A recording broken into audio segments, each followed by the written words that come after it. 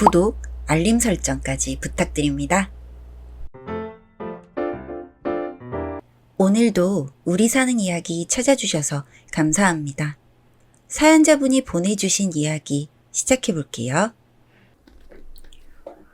안녕하세요. 저는 가정이 있는, 그러니까 유부남과 재혼을 한 30대 초반의 여성입니다.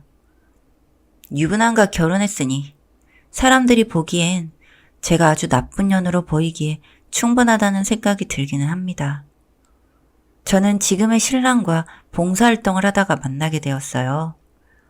제가 원래 아이들을 좋아하는 사람이라서 보육원에서 빵 봉사를 하고 있었는데 그 보육원에 신랑은 가끔씩 오면서 아이들 책이나 간식 같은 걸 사오고 했습니다.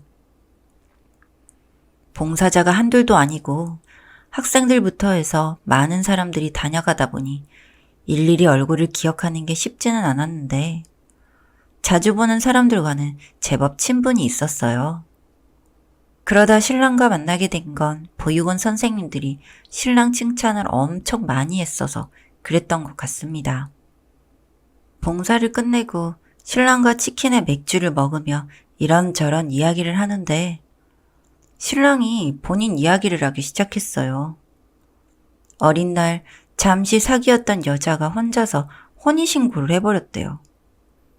당시에 군대를 가서 전역을 하고 보니 그 여자와 부부가 되어 있었고 이로 인해 이혼이라도 해야겠다고 생각을 했는데 여자가 울면서 진심으로 좋아해서 그랬다고 말을 하면서 다시 만나게 되었는데 그러는 사이 여자가 임신을 했다는 소식을 전해서 결국 제대로 식도 올리고 결혼 생활도 시작했다고 합니다. 그런데 그 여자가 결혼 후 얼마 지나지 않아 유산이 되었다고 소식을 전했고 아이 때문에 결혼까지 제대로 한 건데 뭔가 속은 기분도 들고 지금은 그저 쇼윈도 부부로 지내고 그렇게 떠나보낸 아이의 생각에 보육원 봉사를 다니고 있다고 했어요. 저는 그런 그 사람이 안쓰럽기는 했지만 유부남이라는 생각에 저에게서 커져가는 마음을 정리하려 했습니다. 그리고 며칠 뒤 저는 친구와 함께 시내를 걷다가 그 남자와 옆에 있는 아내를 보게 되었습니다. 그 자리에서 저는 멍하니 굳을 수밖에 없었고 두 사람은 미처 절 확인하지 못하고 스쳐 지나갔습니다. 그날 이후 저는 본격적으로 신랑을 뺏기 위해서 작업을 시작했어요. 신랑이 회사 근처에서 기다렸다가 같이 밥을 먹기도 하고 따로 시간도 자주 보내면서 연인 관계로 발전했어요. 그러는 동안 신랑은 그 여자와 다툼이 많았는데 그 중에서도 아이에 대해서 다툼이 많았다고 합니다. 아이를 갖지 않을 거면 이혼을 하자는 신랑의 말에 여자는 아이는 본인 인생에 없다고 딱 잘라 말을 했고 그 이후로는 거의 있는 둥 없는 둥 지냈대요. 그러다 제가 신랑의 아이를 임신하게 되었습니다. 신랑은 많이 놀라기도 했지만 정리를 하고 오겠다고 했고 저는 그런 신랑을 두고 그 집에 전화를 걸었습니다. 열이 받은 신랑의 아내, 그러니까 전처가 제가 있는 카페로 한 걸음에 달려왔고 저는 신랑에게 오라고 미리 이야기를 했어요.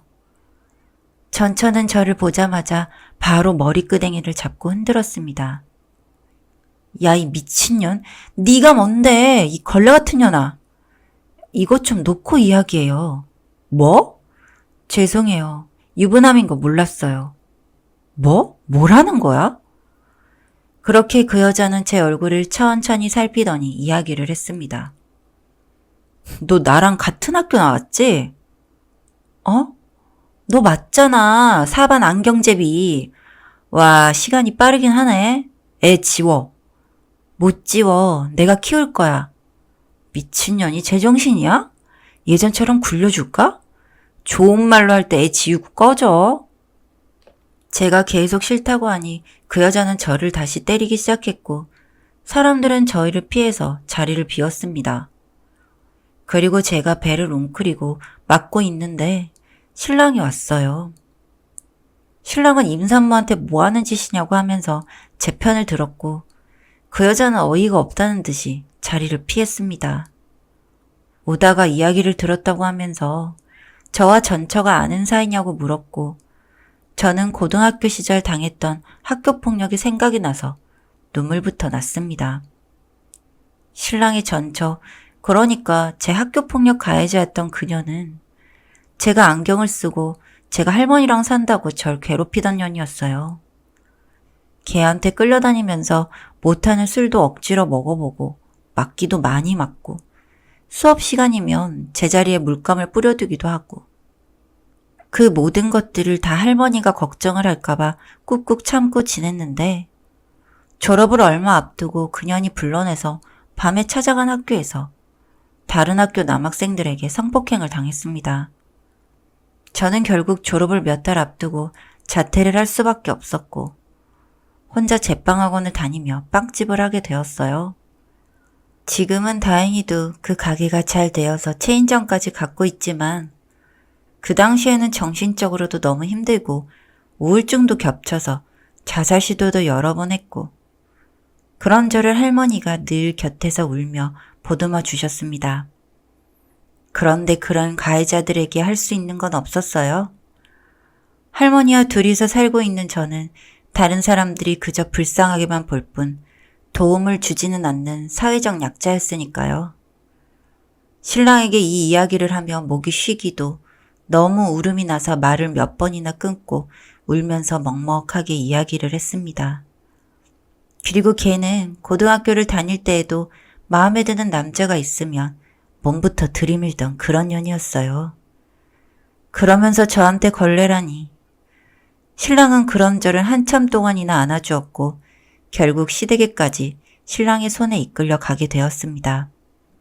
정말 다행이었던 건 시댁에서 아이를 엄청 기다리고 있었다는 점과 전처가 신랑이 군대에 간 사이 혼자 혼인신고를 했던 점을 엄청 괘씸하게 생각하고 있었고 그러면서도 꾸역꾸역 결혼 생활을 하는 아들을 늘 안타까워했다고 합니다.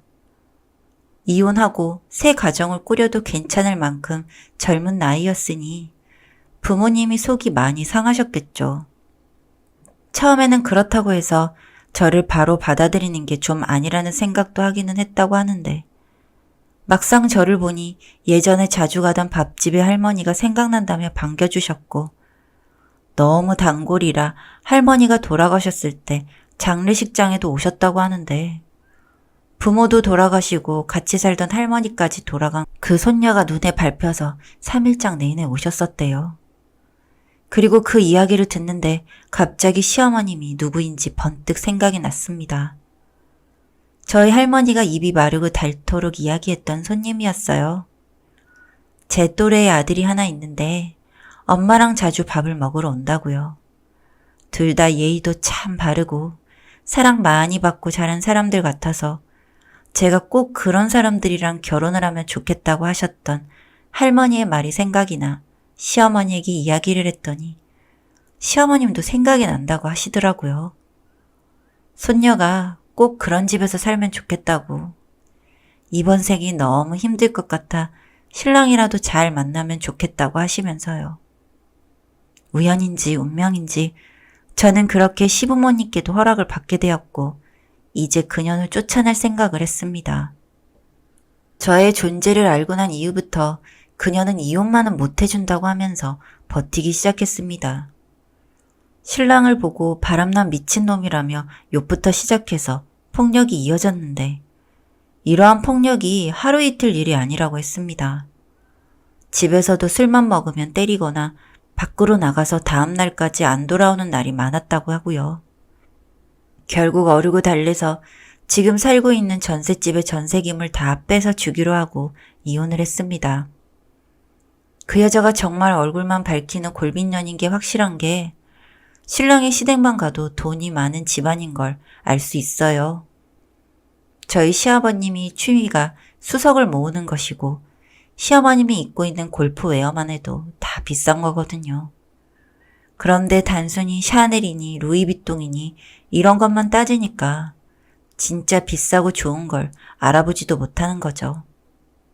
나중에 듣고 보니 처음 그년이 시집을 왔을 때 너무 꽃뱀 같아서 시댁에서 지원을 하나도 안 해줬고 그저 신랑이 모아둔 돈으로 작은 연셋집을 마련한 거라고 했습니다. 그리고 애라도 낳고 나면 집을 사주려고 했는데 갑자기 애는 안 갖겠다고 하니 더 괘씸했던 거죠. 임신했다고 결혼해놓고 유산됐다고 아이 생각이 없어졌다고 하는 그 모양새가요. 저는 몇 달 뒤 매매로 구한 서울의 신혼집에서 신랑과 결혼 생활을 시작하게 되었습니다. 신랑이 재혼이기도 하고 저는 부모님도 안 계시는 고아이다 보니 결혼식은 따로 하지 않았어요. 그녀는 그 이후 제 소식을 어디서 들은 건지 신랑에게 연락해서 재산을 속인 게 사기라며 떽떽거렸고 제 SNS에서 열심히도 염탐을 하더라고요. 제 인생에서 처음으로 갖고 싶은 사람을 만나게 된 것도, 그리고 그 사람이 정말 미안한 마음도 들지도 않을 만큼 쓰레기 같은 년과 결혼을 한 것도, 지금 제가 이렇게 시원하게 복수를 하고 행복한 삶을 살게 하기 위한 큰 그림이 아니었나 하는 마음이 들어요. 여기까지 제 이야기 들어주셔서 감사합니다. 사연은 여기까지였고요. 우리 사는 이야기 시청해주셔서 감사합니다.